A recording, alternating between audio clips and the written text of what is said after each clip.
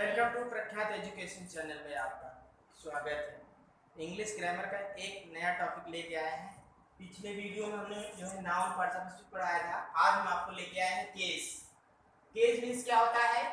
कारक। ठीक है, तो सबसे पहले हम लोग इसकी डेफिनेशन देखते हैं, उसके बाद जो है फिर केस के प्रकार देखेंगे। ठीक है, तो क्या होता है case of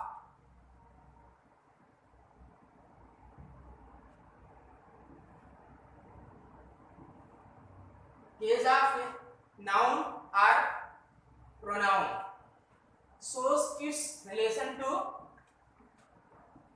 other words in a sentence।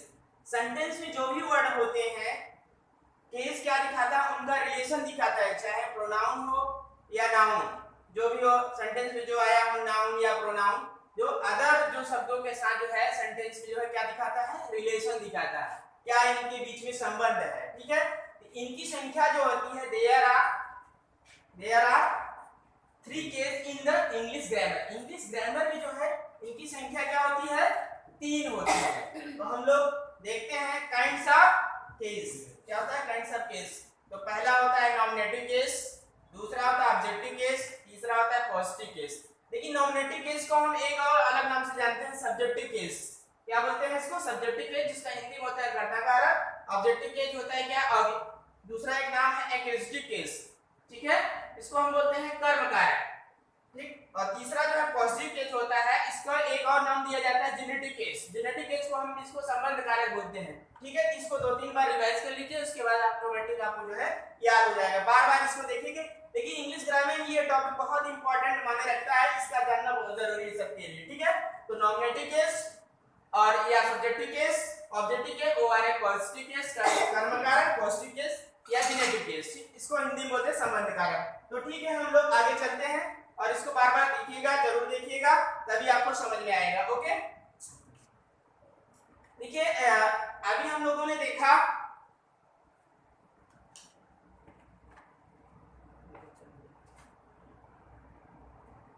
ठीक ओके, चलिए देखें तो नॉमिनेटिव केस क्या है। अभी ने केस में हमने देखा था नॉमिनेटिव केस या सब्जेक्टिव केस, दूसरा जो है ऑब्जेक्टिव केस या एक्विजिटिव केस, तीसरा जो है पॉजिटिव केस या जेनेटिव केस। ठीक है, तो अब हम लोग बारी-बारी से इन लोगों का नॉमिनेटिव केस को डिस्क्राइब करते हैं या सब्जेक्टिव केस को, जिसको हिंदी में कर्ता कारक बोलते हैं, नाउन या प्रोनाउन। जैसे किसी सेंटेंस में नाउन या प्रोनाउन जब कर्ता के रूप में यूज होता है तब उसे हम नॉमिनेटिव केस कहते हैं। ठीक है ना, चाहे नाउन हो या प्रोनाउन, दोनों में से कोई एक होगा। जब हम वर्ब के एक कर्ता के रूप में जब यूज होता है, वर्ब का जो कर्ता होता है या जो सेंटेंस में जब कर्ता के रूप में जब यूज होता है तो नॉमिनेटिव केस कहलाता है। देखते हैं एग्जांपल देखते हैं हम लोग। जैसे Mohan is reading a book. Mohan is reading a book. तो मोहन यहाँ क्या है? नेम है, नाउन है, क्योंकि प्रोनाउन है। अगर यहीं पे मोहन की जगह पे ही कर दिया जाए तो प्रोनाउन हो जाएगा। क्यों? मोहन की जगह ही कर दिया जाए क्योंकि मोहन क्या है? बॉय है या व्यक्ति, जो भी समझिए। लेकिन यहाँ लड़का है तो इसलिए इसको ही भी यूज कर सकते हैं, इसकी जगह प्रोनाउन हो जाएगा। लेकिन यहाँ मोहन का यूज किया गया है तो मोहन क्या है? नॉमिनेटिव केस है, क्योंकि ये सब्जेक्ट के स्थान पे आया है। ठीक है, is a reading a book. ठीक है, दूसरा देखते हैं ऑब्जेक्टिव केस। ऑब्जेक्टिव केस क्या है? इसको एक्विजिटिव केस भी बोलते हैं, इसको कर्म कारक बोलते हैं। जब ये नाउन या प्रोनाउन किसी वर्ब का ऑब्जेक्ट होता है, किसी वर्ब का क्या होता है? ऑब्जेक्ट होता है, तब क्या होता है? ऑब्जेक्टिव केस कहलाता है। क्या होता है? Objective case. कहा जाता है कि जब नाउन या प्रोनाउन किसी वर्ब का क्या होगा? ऑब्जेक्ट होगा। ऑब्जेक्ट चाहे वो नाउन हो या प्रोनाउन हो, अगर उस सेंटेंस में यूज हुआ है वर्ब के ऑब्जेक्ट के रूप में तो क्या कहलाएगा? वो क्या कहलाएगा? ऑब्जेक्टिव केस कहलाया जाएगा या जो है एक्विजिटिव केस कहलाता है। ठीक है, जैसे राधा टीचर्स या गीता, यहाँ टीचर्स लिखा हुआ है TEACHES। ठीक है, तो राधा टीचर्स गीता, यहाँ ये तो राधा क्या है?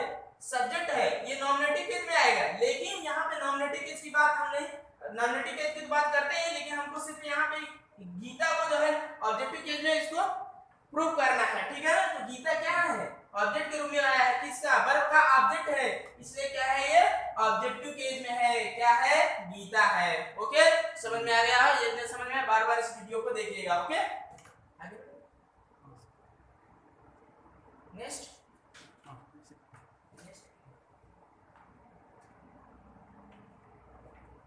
देखते हैं तीसरा जो है पॉजिटिव केस होता है, ठीक है।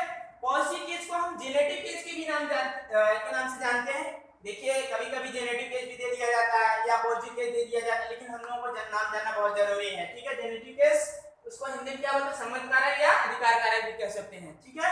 तो हम देखते हैं पॉजिटिव केस होता क्या है, जब नाउन के रूप में, नाउन जो है के रूप में जब रूप अधिकार का संबंध बताता है, अधिकार या संबंध की बात करता है, बोध करता है क्या नाउन, तो उसे हम क्या पॉजिटिव केस कर, वहां पे क्या होता है, पॉजिटिव केस होता है। जब किसी सेंटेंस में जब नाउन जिस रूप में या संबंध या अधिकार के रूप में हो, तो वहां पे क्या होता है, नाउन। एग्जांपल देखते हैं, या एक और इसके अगर प्रूव कर सकते हैं इसको समझने के लिए, नाउन के साथ, अगर नाउन के साथ हम हुज वर्ड का यूज लगा के या प्रश्न करते हैं तो वहां पे क्या प्राप्त होता है, हमको अधिकार या पॉजिटिव केस प्राप्त होता है। जैसे हुस, एकार हुस है ना, एकार किसकी है, राम्स की, किसकी है, राम्स की। यहाँ पे क्या है, तो ये अपोस्ट्रोफी का केस लगा हुआ है, तो ये क्या होता है आपका पॉजिटिव, ये संबंध बता रहा है राम्स किसकी, कार का, कार और राम का क्या बता रहा है, संबंध बता रहा है राम और कार का अपोस्ट्रोफी करके, इसलिए यहाँ पे क्या हुआ, ये पॉजिटिव केस हुआ। दूसरा ही सीता's फादर, यहाँ पे सीता और फादर का संबंध कौन बता रहा है, अपोस्ट्रोफी, पॉजिटिव केस, सीता's फादर, वह जो है सीता's का फादर है, वह कौन, फादर और सीता का क्या संबंध बता रहा है, इसलिए यहाँ पर पॉजिटिव केस है, ठीक है। आगे देखते हैं, केस को हमें एक जो है सरणी के रूप में टेबल में देखते हैं, आसानी से हम लोग इसको याद कर लेते हैं, अगर जरूरत पड़ेगी तो हम लोग कभी इसको जहाँ पे सेंटेंस में जरूरत पड़ेगी वहां यूज कर सकते हैं, ठीक है। तो एक जो हमने देखा था जैसे nominative case, objective case, positive case, तो इसको हम एक सरणी के रूप में देखते हैं, इसको माइंड में मेकअप कर लेते हैं। जैसे अगर आई जो है सब्जेक्ट के रूप में आया है, क्या है, आई सब्जेक्ट के रूप में आया, तो अब इसका ऑब्जेक्टिव क्या होगा, मी होगा, ठीक है। और अगर पॉजिटिव केस में देखेंगे तो पॉजिटिव केस में दो पार्ट बना हुआ है, पॉजिटिव एडजेक्टिव और पॉजिटिव प्रोनाउन हुआ है, ये प्रोनाउन लिखा हुआ है, क्या लिखा है, प्रोनाउन, ठीक है। ये पॉजिटिव एडजेक्टिव, पॉजिटिव प्रोनाउन, ठीक है। तो आई जो है सब्जेक्ट है, नॉमिनेटिव केस में है, इसका ऑब्जेक्टिव क्या होगा, मी। इसका पॉजिटिव केस में देखेंगे तो पॉजिटिव केस में बताया गया पॉजिटिव एडजेक्टिव में माई और पॉजिटिव प्रोनाउन में माइन। वी का जो है क्या होगा, वी का जो है ऑब्जेक्टिव केस में अस और पॉजिटिव एडजेक्टिव में आवर और पॉजिटिव प्रोनाउन में आवर्स।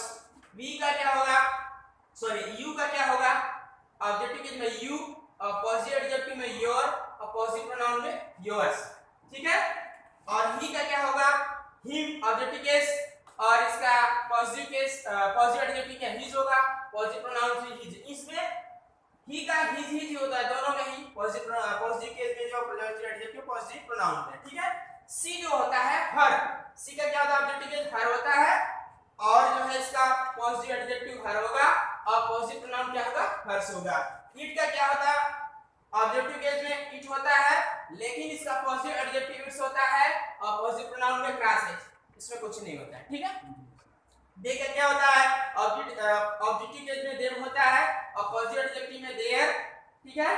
देयर पॉजिटिव प्रोनाउन में क्या होता है, देयर होता है। इसलिए हम लोग इस सरणी को अपने माइंड में मेकअप करके चलना है और जब इसकी जरूरत होगी तो हम इसको यूज करेंगे, ठीक है। तो इस सरणी को बार बार देखिएगा, अगर नहीं समझ में आता है तो इसको बार बार रिवाइज करिए, बार बार अपनी कॉपी में लिखिए और नोट जो है बार बार इसको देखिए, ये बहुत इंपॉर्टेंट जो है ये, क्योंकि कभी भी इसकी जरूरत इसकी पड़ सकती है, इसलिए इस वीडियो को बार बार देखिए, रिवाइज करिए, ओके। तो हमारे चैनल, यदि हमारा चैनल आपको अच्छा लगे तो लाइक सब्सक्राइब करना मत भूलिए, थैंक्स।